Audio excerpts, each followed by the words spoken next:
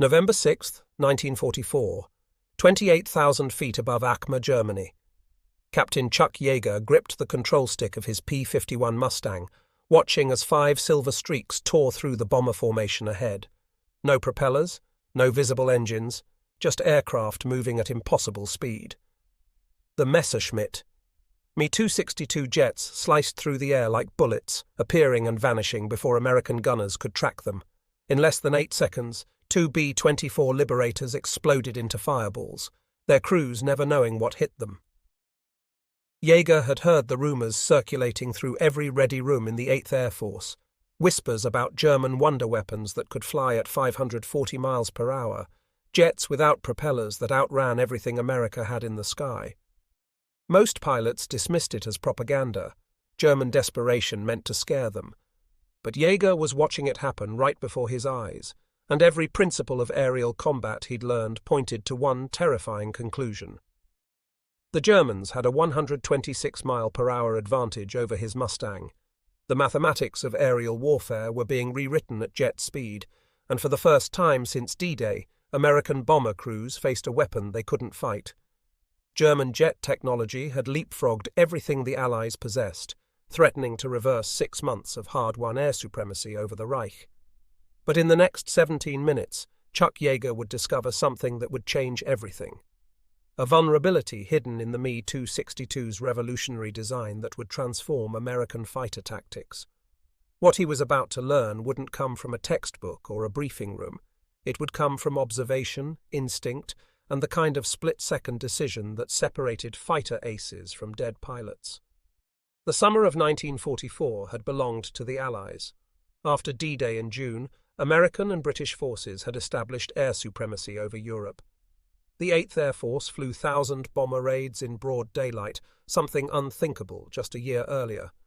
P-51 Mustangs, P-47 Thunderbolts, and British Spitfires had systematically destroyed the Luftwaffe's experienced fighter force.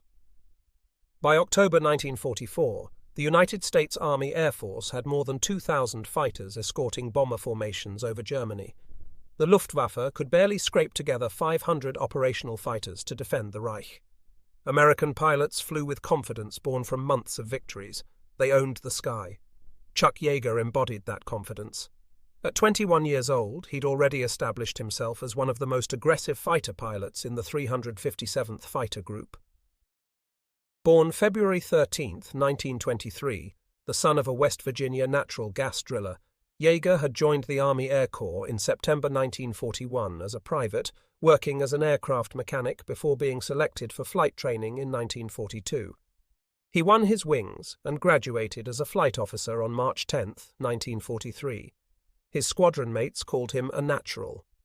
Instructors noted his exceptional eyesight, perfect 20/10 vision that let him spot enemy aircraft before anyone else. His aircraft, a P-51D Mustang he'd named Glamorous Glen after his girlfriend Glenys Dickhouse, had become one of the most recognized fighters in the 363 Fighter Squadron. By November 1944, Yeager had scored 5 aerial victories. One of those missions had come on October 12, 1944, when he'd achieved ace in a day status by shooting down 5 German Bf-109 fighters in a single sortie. His combat report from that day read like Hollywood fiction.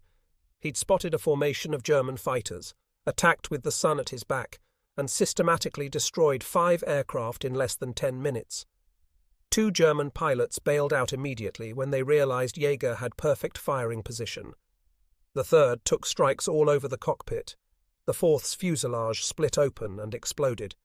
The 5th pilot abandoned his burning aircraft after Yeager's rounds tore off wing and tail sections. But Yeager's path to becoming an ace had been anything but smooth. On March 5, 1944, during only his 8th combat mission, he'd been shot down over occupied France while trying to make a head-on pass at Focke-Wulf 190s. 20mm cannon fire cut his elevator cables and wounded him in the right hand. He bailed out at 18,000 feet, pulling his ripcord at 8,000 feet. French resistance fighters found him, helped him evade German patrols, and smuggled him through occupied territory to Spain. The journey took nearly 2 months, crossing the Pyrenees Mountains on foot while helping another downed American bomber navigator Omar Patterson make the same desperate escape. Army. Regulations prohibited evaders from flying combat missions again. The reasoning made sense. If captured, German interrogators could torture information that would compromise underground networks. But Yeager refused to accept being grounded. He appealed up the chain of command, arguing his case all the way to Supreme Allied Commander General Dwight Eisenhower. Eisenhower, impressed by Yeager's determination and his assistance to Patterson, personally approved his return to combat in August 1944. That decision would prove crucial. The Messerschmitt Me 262 had first appeared in combat in July 1944. Intelligence reports about the German jet had been filtering through 8th Air Force headquarters ever since. On July 25, 1944, a Me 262 attacked a British Mosquito reconnaissance aircraft over Munich. The Mosquito crew reported something initially dismissed as combat stress. They described an aircraft with no propeller that closed on them at impossible speed, fired a burst, then vanished before they could react. Similar reports multiplied through August and September. American bomber crews described silver aircraft that made single high-speed passes through formations, destroying B-17 and B-24s before escort fighters could intercept. Fighter pilots reported encounters with aircraft that accelerated away from P-51 Mustangs like the American fighters were standing still. Lieutenant General James Doolittle, commanding the 8th Air Force, took the reports seriously. He'd received corroborating intelligence from multiple sources. The Office of Strategic Services had confirmation from resistance networks. Bomber pilots were filing identical reports. Reconnaissance photographs showed a new type of German aircraft at several Luftwaffe bases. The specifications, when intelligence finally pieced them together, were sobering. The Me 262 could reach 540 miles per hour in level flight. It climbed at 3,900 feet per minute. It carried 4 30mm Mk-108 cannons, each capable of destroying a heavy bomber with just a few hits. It was powered by 2 Junkers Jumo 004 turbojet engines, technology that put German aviation years ahead of anything the Allies had operational. By comparison, the P-51 Mustang topped out at 437 miles per hour. The P-47D Thunderbolt managed 428 miles per hour. The British Spitfire Mark 14 could reach 448 miles per hour. No Allied propeller-driven fighter could catch an Me 262 in level flight. The speed differential meant that traditional fighter tactics simply didn't work. A P-51 diving from 30,000 feet might hit 500 miles per hour temporarily, but the moment the pilot had to maneuver, he bled off speed. The jet could simply accelerate away.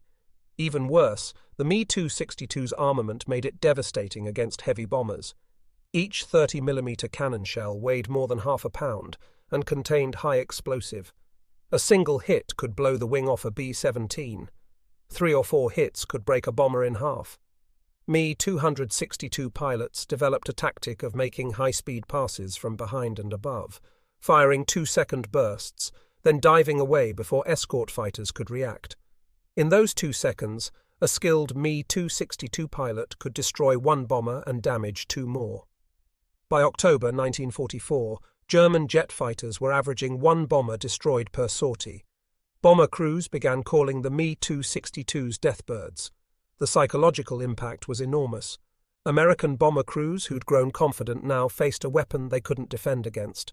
Fighter pilots felt the frustration even more. Their job was protecting bombers, but how could they protect against something they couldn't catch? 8th Air Force headquarters held emergency meetings to develop countermeasures. Some officers suggested cancelling daylight bombing until America could develop its own jet.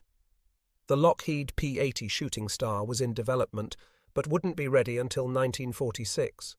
Others proposed massive increases in fighter escorts, overwhelming the Me 262s through numbers. But that tied up fighters needed elsewhere. The solution, when it came, wouldn't come from headquarters. It would come from fighter pilots in cockpits, men like Chuck Yeager who refused to accept that the Me 262 was unbeatable. They started by studying every aspect of the German jet. Intelligence officers compiled detailed reports from every encounter. They interviewed bomber crews. They analyzed gun camera footage. They examined wreckage from Me-262s shot down by anti-aircraft fire. Slowly, a picture emerged of an aircraft that was revolutionary but not invincible. The Me-262's Jumo 004 engines were technological marvels, but they had significant weaknesses. The engines took time to spool up to full power. Rapid throttle movements caused compressor stalls and flameouts. The turbine, blades made from inferior metals because Germany lacked access to heat-resistant alloys, had a service life of only 10 to 25 hours. Engine failures were common. More importantly, the jets were vulnerable during takeoff and landing. Getting an Me-262 airborne required a long takeoff run, during which the aircraft accelerated slowly. For the first 60 seconds after brake release, an Me-262 moved slower than a P-51. It couldn't maneuver effectively. Landing presented the same vulnerability. Me-262 pilots had to reduce power well before approaching the runway because the engines couldn't be throttled back quickly. They glided in at reduced speed, unable to accelerate rapidly if attacked. American fighter pilots realized that if they couldn't catch Me-262s in the air, they could catch them transitioning between ground and air. The tactic that emerged required patience, positioning, and perfect timing. Fighter pilots would orbit near known Me-262 bases at high altitude, waiting for jets to take off or return from missions. The moment they spotted a jet in the vulnerable phase, they'd dive, trading altitude for speed. It was dangerous work. German air defense commanders surrounded Me-262 bases with extensive flak alleys, corridors of anti-aircraft guns creating walls of exploding shells. German fighters, usually Focke-Wulf FW-190Ds and Messerschmitt Bf-109Ks, provided top cover, ready to pounce on Allied fighters focusing on Me-262s. On November 6, 1944, Chuck Yeager's group was returning from escorting B-24 Liberators that had bombed factories near Minden, about 70 kilometers east of Osnabrück. With the bombers safely on course for England, the 357th Fighter Group and the accompanying 361st Fighter Group split up, heading back to their bases. That's when 5 Me-262s from Kommando Nowotny attacked. Kommando Nowotny was the Luftwaffe's elite jet unit, named for Austrian fighter ace Walter Nowotny, who had 258 victories, most scored on the Eastern Front. The unit had been formed specifically to develop jet combat tactics and train Me-262 pilots. It operated from bases near Osnabrück, never more than 30 operational jets, but effective. Kommando Nowotny pilots claimed 19 Allied aircraft destroyed in their first months. On November 6th, the unit scrambled 5 Me-262s to intercept American bombers. They arrived as the bombers were leaving the target area, made their attack runs, and shot down 2 B-24s before escort fighters could react. Yeager saw the jets flash past, moving so fast that by the time he registered their presence, they were already 2 miles away. He did what training and instinct told him. He turned to pursue, opening his throttle to maximum power, pushing his Mustang to its absolute limit. The P-51D's Packard Merlin engine roared, driving the fighter to 437 miles per hour. Yeager gained slightly on one Me-262, close enough to fire a burst. He saw strikes on the jet's wing but couldn't tell if he'd caused serious damage. The Me-262 pilot, realizing he was being chased, simply opened his throttles. The jet accelerated away like Yeager was flying in reverse. Yeager, alone now because he'd become separated during the pursuit, eased back on his throttle and turned for home. His fuel was getting low. England was 400 miles away. That's when he flew over Akma Aerodrome. From 15,000 feet, Yeager spotted what looked like an extremely long runway partially camouflaged with netting. He recognized it immediately as a jet base. Me-262 seconds needed long runways because of their extended takeoff runs. He descended to get a better look. What he saw next changed everything. A lone Me-262 was approaching the field from the south at about 500 feet altitude, moving at approximately 200 miles per hour. The jet was on final approach, preparing to land. Yeager's mind processed the tactical situation in less than a second. The Me-262 was slow. It was vulnerable. The pilot's attention would be focused on landing, and Yeager had altitude advantage.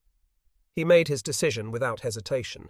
He rolled his Mustang inverted, pulled the nose down, and dove. The airspeed indicator wound up rapidly as gravity added energy. 400 miles per hour, 450 miles per hour, 480 miles per hour. The P-51 shuddered slightly as it approached its compressibility limit. Yeager held the dive, ignoring the vibration, focused entirely on the silver aircraft growing larger in his gun sight. He was closing at over 300 miles per hour relative speed. Below him, German anti-aircraft gunners spotted the diving Mustang and opened fire. Streams of orange tracers arced upward. 88mm flak shells exploded in black puffs. One shell passed so close that Yeager felt the concussion rock his fighter. He ignored the flak. He had perhaps 3. Seconds before, he'd have to break off to avoid hitting the ground. At 400 yards range, moving at nearly 500 miles per hour, Yeager centered the Me-262 in his gun sight and pressed the trigger. 6.50 caliber Browning machine guns fired, sending armor-piercing and incendiary rounds toward the jet. Yeager's combat report, filed that evening, described what happened with characteristic brevity. I fired a single short burst from around 400 yards and got hits on his wings. I had to brake straight up, and looking back saw the enemy aircraft crash land about 400 yards short of the field. A wing flew off outside the right jet unit. The plane did not burn. Yeager's burst had lasted less than 2 seconds, but at least 15 rounds hit the Me-262. Several struck the right wing near the jet engine, severing structural spars. The wing separated from the fuselage as the German pilot pulled back to flare for landing. Without the wing, the jet cartwheeled and slammed into the ground short of the runway, breaking apart in a wooded area. Yeager had no time to confirm his kill. With flak exploding around him and his airspeed at dangerous levels, he pulled back hard, trading speed for altitude in a vertical climb that crushed him into his seat with punishing G-forces. Black spots appeared at the edges of his vision as blood drained from his head. He held the climb until he was out of effective flak range, then rolled level and pointed west toward England. He'd accomplished something intelligence officers had considered nearly impossible. He'd shot down a Me-262 in his propeller-driven fighter. More importantly, he'd discovered exactly when and where the supposedly invincible German jet was most vulnerable. Yeager's combat report reached 8th Air Force headquarters within 24 hours.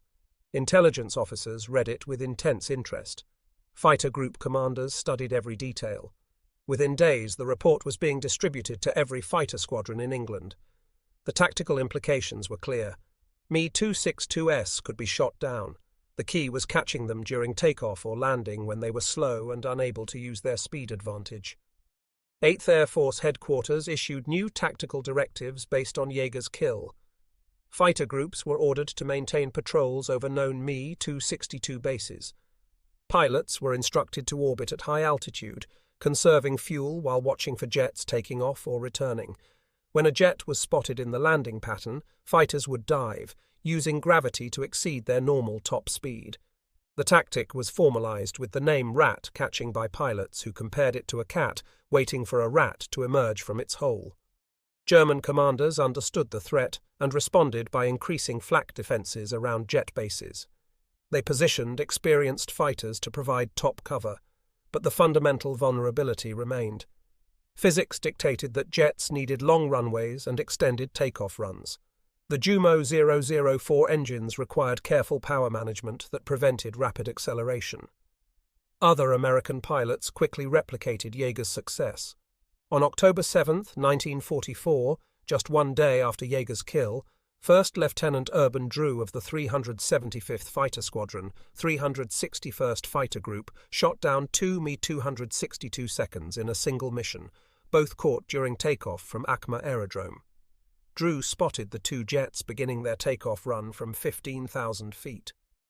Rather than wait for them to become airborne, Drew rolled his P-51D inverted and dove immediately, calculating he could reach the jets while they were still accelerating.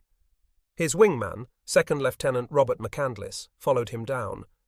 Drew reached the second Me-262 just as it lifted off. The German pilot, seeing Drew's Mustang diving on him, made a fatal error. Instead of continuing to accelerate in a straight line, He turned into Drew's attack. The turn bled off airspeed and gave Drew the perfect shot. Drew rolled into a 90-degree bank, pulled 6 Gs while fighting to keep from blacking out, and fired when his gun sight tracked onto the jet's tail. His rounds walked along the Me-262's fuselage, shattering the canopy. The jet went into an inverted spin and crashed at a 60-degree angle. The impact created a massive fireball. Drew immediately turned toward the first Me-262, about 500 yards ahead and climbing. This pilot was accelerating hard. Drew pushed his fighter to its absolute limit, diving to gain speed, then pulling up underneath the jet. He fired a long burst that struck the Me-262's wings and fuselage. Flames erupted from the engines. The aircraft rolled inverted and crashed. Drew's gun camera had jammed during the fight. His wingman, McCandless, was the only witness, and McCandless was shot down by anti-aircraft fire during the engagement. He survived and became a prisoner of war, unable to corroborate Drew's claims immediately. It would be 39 years before Drew received credit for his 2 Me-262 victories, after German records and McCandless's testimony as a released POW confirmed the engagement. On May 12, 1983, Drew was awarded the Air Force Cross. The rat-catching tactic spread throughout the 8th Air Force during late 1944 and early 1945. Fighter pilots developed refinements. Some would orbit at 20,000 feet, high enough to be invisible from the ground, watching Me-262 bases through binoculars. When they spotted a jet approaching, they'd time their dive to intercept at the most vulnerable point, usually about 2 miles from the runway when the jet was committed to landing. Other pilots used decoy tactics. A flight of 4 P-51s would approach a Me-262 base with 1 aircraft flying low and visible, while 3 remained at high altitude.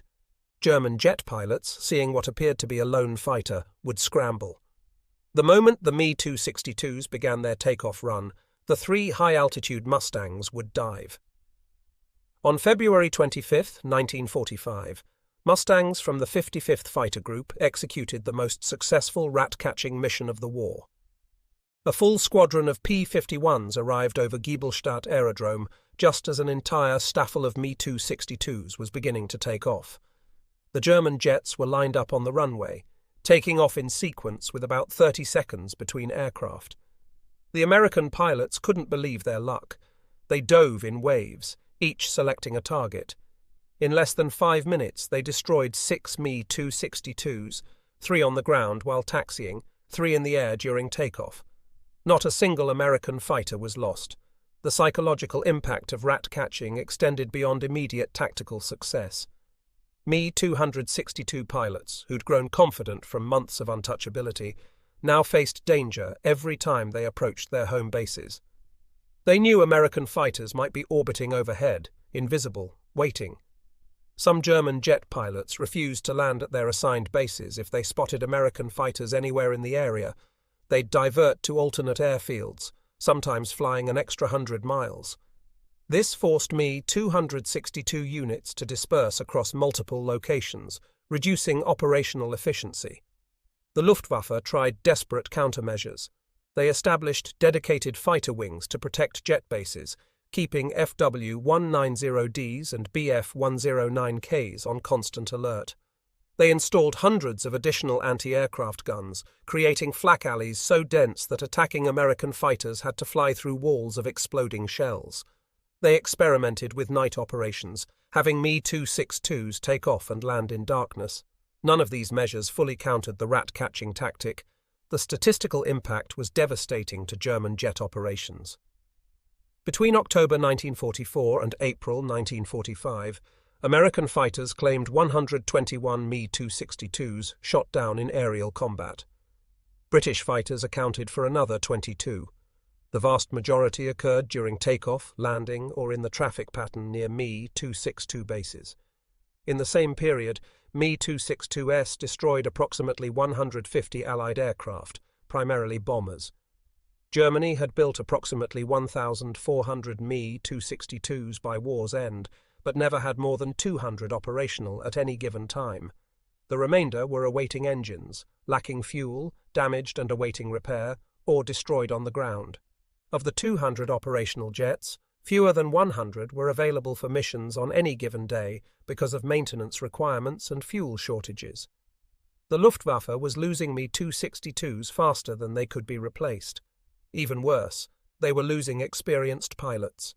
Training a jet pilot required resources Germany no longer had. Jet flying demanded different skills. The slow engine response times meant pilots needed to anticipate power needs. The high speeds meant combat situations developed in seconds. Poor throttle management could cause engine flameouts. Germany lacked fuel to properly train pilots. Many Me-262 pilots had fewer than 10 hours of jet time before being thrown into combat against experienced American fighter pilots. Inexperienced German jet pilots made mistakes veteran pilots would never make. They'd accept dogfights with P-51s instead of using speed to disengage. They'd try to land at home bases even when American fighters were obviously present. They'd mismanage throttles and suffer engine flameouts at critical moments. American pilots exploited every mistake. By March 1945, the tactical balance had shifted completely. Me-262s still posed a threat to bomber formations, but they were no longer the unbeatable wonder weapon that had terrified Allied airmen in summer 1944. American pilots had learned that technological superiority could be overcome by tactical superiority. Chuck Yeager understood this principle. His November 6th kill had taught him that technology could be defeated by tactics. After the war, Yeager became a test pilot, flying experimental aircraft for the newly formed United States Air Force. On October 14, 1947, he piloted the Bell X-1 rocket plane through the sound barrier, becoming the first human to fly faster than sound in level flight. That achievement, which made him one of the most famous pilots in American history, built directly on skills developed flying combat over Germany.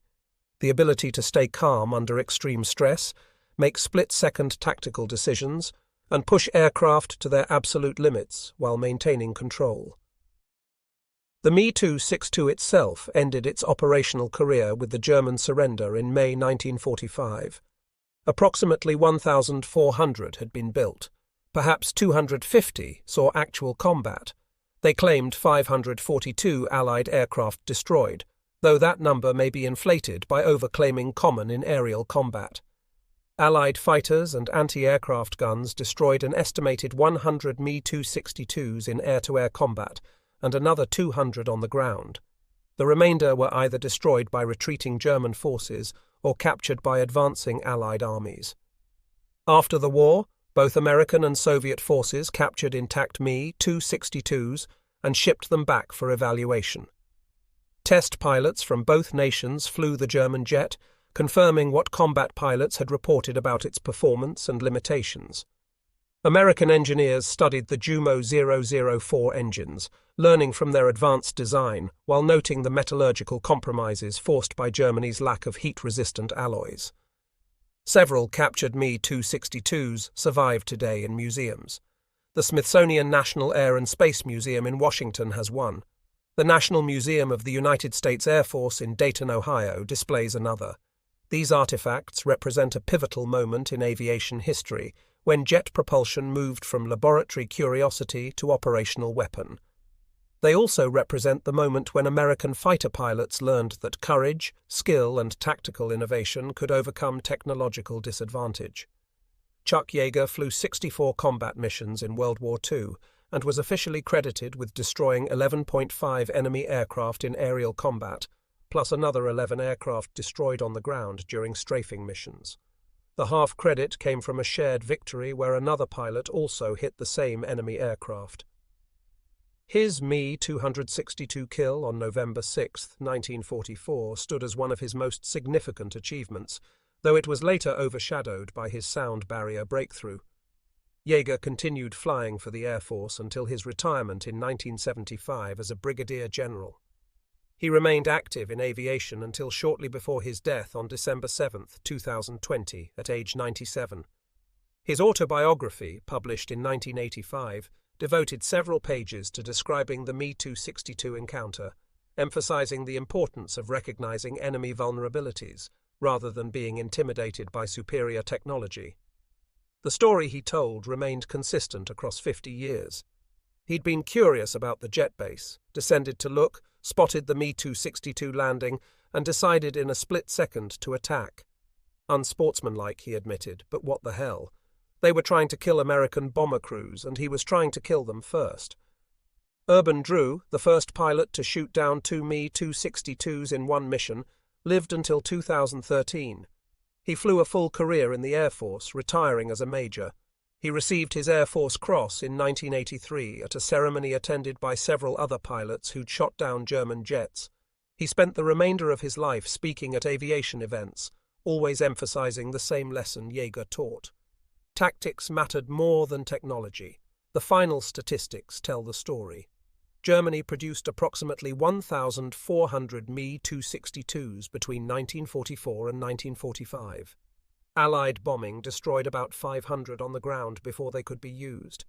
Another 300 never became operational due to lack of engines, fuel, or trained pilots. Approximately 200 were lost in combat. The remaining 400 were captured, destroyed by retreating Germans, or found abandoned at war's end. Against this investment of resources, the Me-262 destroyed approximately 150 American and British bombers and perhaps 50 Allied fighters. It tied down additional Allied fighters that had to patrol German jet bases. It forced changes in Allied bomber tactics. It proved that jet propulsion was viable for military aircraft, but it didn't change the strategic situation. The Allied bombing campaign continued without pause. German cities and industries were destroyed on schedule. By April 1945, Germany was defeated whether Me-262s existed or not. The lesson Chuck Yeager learned on November 6, 1944 proved true. Wars are won by people, not weapons. The side with better trained personnel, superior tactics, and the will to keep fighting despite setbacks will prevail over opponents who rely solely on technological advantages. Advanced weapons help, but courage, skill, and tactical innovation matter more. The P-51 Mustang that Chuck Yeager flew over Germany in November 1944 maxed out at 437 miles per hour. The Me-262 he shot down could fly 103 miles per hour faster. On paper, the German jet should have been untouchable. In reality, Yeager caught the jet at its most vulnerable moment, exploited that vulnerability, and sent the supposedly invincible aircraft crashing to Earth. That single encounter, lasting less than 30 seconds from the moment Yeager rolled inverted until he pulled up out of his firing run, encapsulated the entire story of Allied victory over German jet fighters. The technological revolution represented by the Me-262 met the tactical evolution represented by pilots like Yeager, and tactics won. Fighter pilots in every generation since have studied that lesson, understanding that the key to victory lies not in having the fastest aircraft or the biggest guns, but in having the skill, training, and tactical insight to exploit enemy weaknesses while mitigating your own. Chuck Yeager, the West Virginia mechanic's son who became America's most famous test pilot, built his entire career on that foundation. The Me-262 represented the future of aviation, but Yeager's victory over that future proved something timeless. Human skill, properly trained and tactically employed, remains the ultimate weapon in any conflict. That truth held in 1944, when propeller fighters battled jets over Germany. It held in 1947 when Yeager broke the sound barrier. Technology advances. Aircraft become faster, more capable, more lethal. But the principles that Chuck Yeager demonstrated on November 6, 1944 remain constant. Study your enemy. Identify their weaknesses. Develop tactics to exploit those vulnerabilities. Train until execution becomes instinct. And when the moment comes, don't hesitate. Yeager didn't hesitate when he spotted that Me-262 on final approach to Akma Aerodrome. He rolled inverted, dove through a storm of anti-aircraft fire, fired a 2-second burst that sent the jet crashing to Earth, and pulled up into a vertical climb that saved his life. 30 seconds of perfect execution based on tactical insight, physical skill, and absolute commitment. That was how America's fighter pilots defeated Germany's revolutionary jet fighters. Not through matching technology or superior numbers alone, but through timeless principles of air combat that transcend any particular aircraft or weapon system.